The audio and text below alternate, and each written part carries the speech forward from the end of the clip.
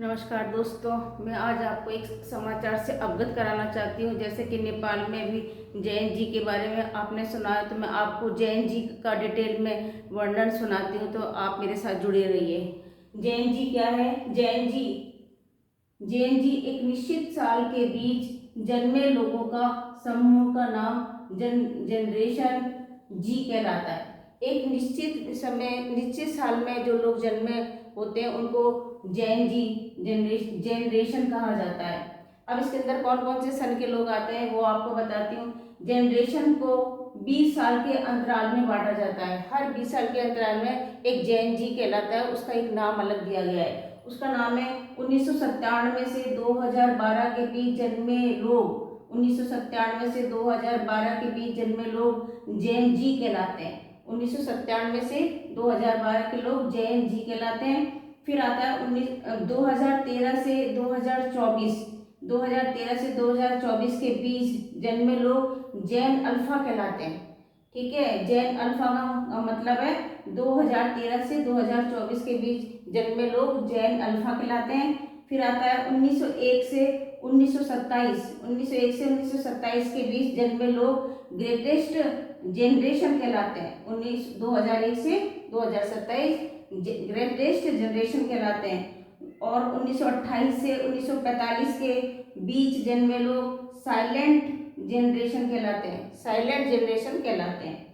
1946 से 1964 के बीच जन्मे लोग बेबी बूमर्स कहलाते हैं। 1946 से 1964 के बीच जन्मे लोग बेबी बूमर्स कहलाते हैं। और 1981 से 1996 तक के लोग जैन वाई कहलाते हैं। 1981 से 1996 तक के लोग जैन वाई कहलाते हैं।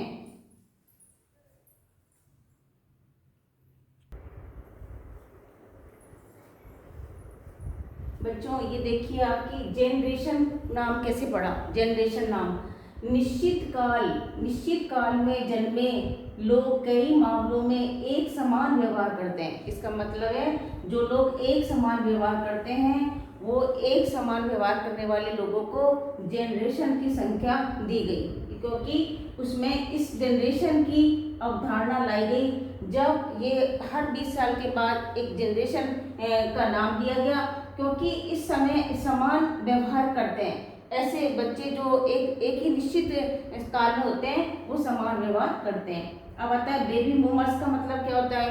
बेबी बूमर्स का मतलब होता है 1946 के बाद अचानक बहुत सारे बच्चे पैदा हुए, इसलिए इसका नाम बेबी बूमर्स रखा गया।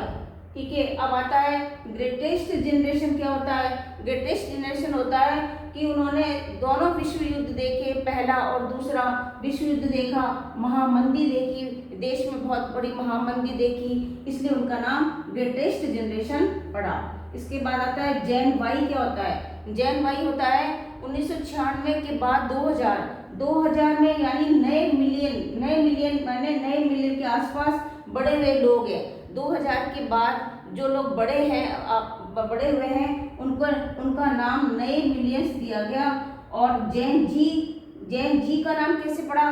वाई के बाद में जी आता है, जेड आता है, वाई के बाद में ये जेड आता है, इसलिए इसका नाम जी पड़ा। इतना ही कह के मैं अपनी वाणी को विराम देती हूँ।